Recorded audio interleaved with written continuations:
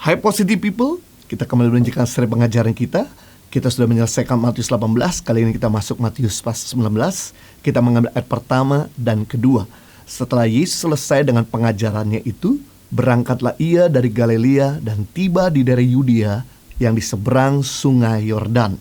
Orang banyak berbondong-bondong mengikuti dia, dan ia pun menyembuhkan mereka di sana. Setelah pekerjaannya selesai di daerah Galilea, Kristus mengubah markas pelayanannya dengan meninggalkan Galilea dan memasuki daerah-daerah pesisir Yudea untuk menyembuhkan mereka yang sakit sebelum ia masuk ke Yerusalem. Dan ia tidak pernah lagi masuk di daerah Galilea sampai setelah kebangkitannya. Dia bergerak berdasarkan waktunya Bapa di surga, kapan dia harus bergerak dan kapan dia harus berhenti. Tujuan utamanya adalah menuntaskan, menyelesaikan kehendak Bapa di surga. Tidak heran pada saat dia tergantung di atas kayu salib, sebelum dia menyerahkan nyawanya, dia berkata, "It is finished." Tugasku, misiku telah selesai. Dalam Yohanes 19 ayat 30. Yang menarik, nyawa Yesus masih ada, tapi tugasnya sudah genap. Sama seperti Paulus, pada waktu dia sudah menyelesaikan kehendak Bapa di surga dalam kehidupannya, di akhir misinya, saat dia berada di penjara di Roma, Paulus berkata dalam 2 Timotius 4 ayat 6 dan 7, "Mengenai diriku, darahku sudah mulai dicurahkan sebagai persembahan, dan saat kematianku sudah dekat.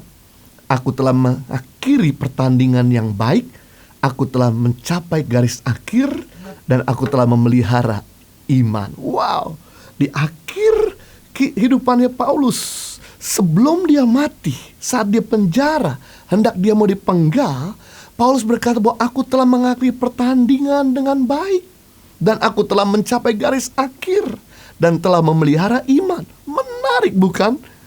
Sekalipun nyawa Paulus masih ada, tapi tugasnya sudah selesai. Banyak di antara anak-anak Tuhan dan hamba-hamba Tuhan, nyawa sudah selesai, tapi tugas belum selesai. Nyawa udah gak ada, tapi tugas-tugasnya belum tergenapi semua. Itu sebabnya penting di sini untuk kita terus harus menjaga hati di masa pandemik ini. Karena orang yang hatinya bergembira, dia jauh lebih sehat. Masa pandemik ini penting kita menjalankan protokol supaya kita gak sembarangan keluar, sembarangan hidup ini, dan akhirnya COVID kena membuat kita lebih cepat dipanggil Tuhan. Padahal masih banyak kehendak Tuhan yang harus kita perlu kerjakan. Inilah kronologis kehidupan Yesus, di mana dia lahir di Bethlehem dan tinggal di Bethlehem selama 2 tahun. Sampai orang Majus datang menyembah dia, memberikan persembahan yang terbaik. Kemudian orang Majus pergi meninggalkan keluarga kudus. Malam hari itu Yusuf dapat mimpi untuk segera meninggalkan Bethlehem ke Mesir, sebab Raja Herodes hendak ingin membunuh anak itu.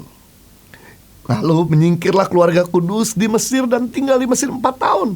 Begitu Yesus sudah usia 6 tahun. Kemudian Tuhan berkata lewat Yusuf, Raja Herodes Agung yang hendak membunuh anak itu sudah mati. Kembalilah kau ke Nazaret. Maka berangkatlah keluarga kudus dari Mesir ke Nazaret. Tinggallah Yesus di Nazaret selama 24 tahun untuk melayani keluarganya bersama dengan keluarganya. Dan di usia 30 tahun, Yesus kemudian mulai melayani di daerah Galilea selama 3 tahun. Dan kemudian 6 bulan berikutnya, dia berada di Yerusalem untuk menuntaskan kehendak Bapa di surga. Jadi kita bisa melihat di sini, selama 3 tahun kehidupan Yesus di Galilea ditulis sepanjang 14 pasal, dari Matius pasal 4 sampai Matius pasal 18. Di pesisir Yudea, Yesus mengajar menyembuhkan orang di daerah seberang sungai Yordan dan Yeriko sepanjang 2 pasal, dari Matius 19 sampai 20, ayat yang baru saja kita baca.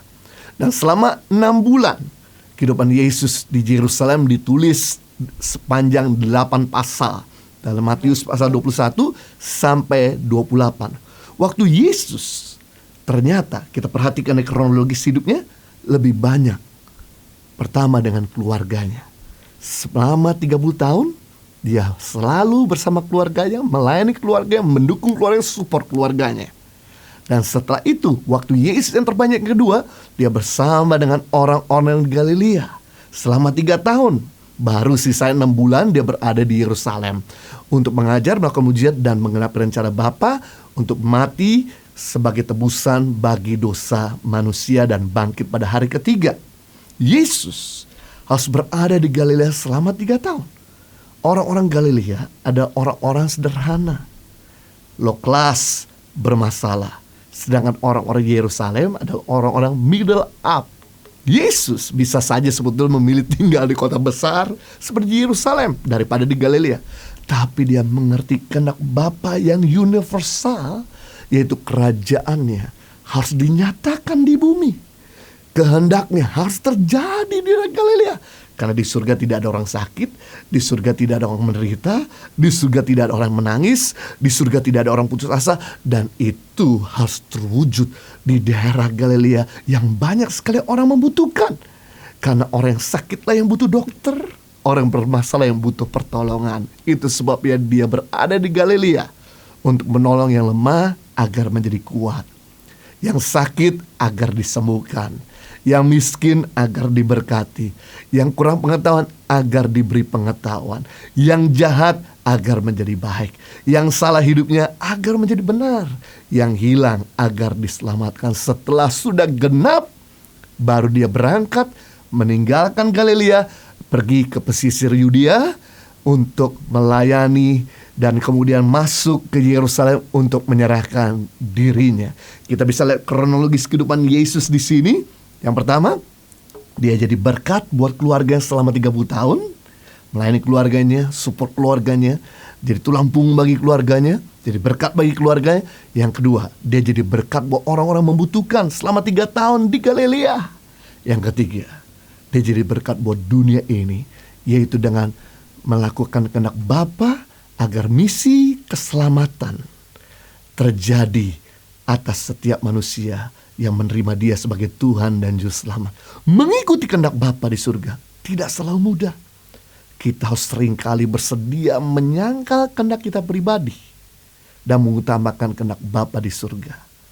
Tapi kalau kita mau, pasti ada kekuatan Bapa yang dia berikan untuk kita melakukan kehendaknya dengan menyangkal kepentingan pribadi kita dan mengutamakan kepentingan Tuhan. Sadari bahwa kesulitan yang terjadi dalam kehidupan kita bukan untuk menghancurkan, tapi untuk memperbaiki karaktermu. Problem is not to destroy you, but to repairing you. Yusuf, 17 tahun, dia sudah mengepalai rumah tangga bapaknya. Diberi semua yang terbaik oleh bapaknya, dan mendapat mimpi jadi pemimpin bagi kakak-kakaknya. Hal inilah yang membuat Yusuf menjadi sombong. Harus mengalami namanya, yaitu problem-problem yang sepertinya tidak ada ujungnya, berkesambungan, to be continue. Harus mengalami sumur kering, pasar budak, ujian kesucian, dipenjarakan, dilupakan.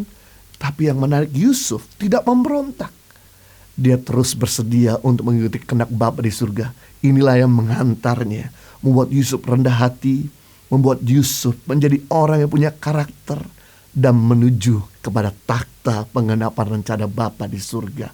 Proses dan problem yang sedang kita hadapi di masa pandemi ini bukan tujuan yang menghancurkan kita, tapi menghantar kita menuju kemuliaan Tuhan. Kalau kita flashback, maka Anda akan bersyukur di masa pandemik ini membuat kita lebih kuat. Di masa pandemik ini membuat kita lebih dekat sama keluarga. Di masa pandemik ini membuat kita lebih sungguh-sungguh ikut Tuhan. Di masa pandemik ini membuat kita lebih kreatif.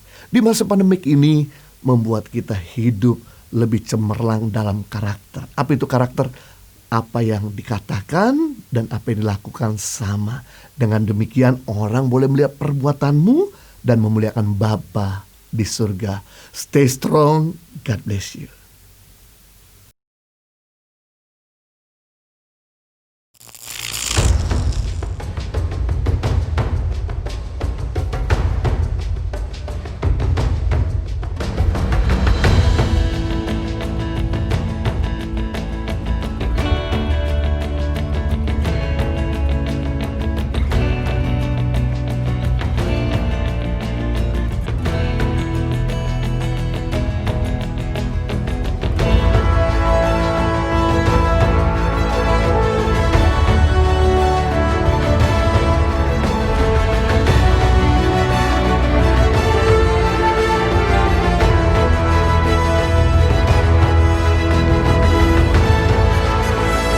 Suka Duka, perjuangan guru tangan pengharapan dalam membangun pendidikan di pedalaman Indonesia.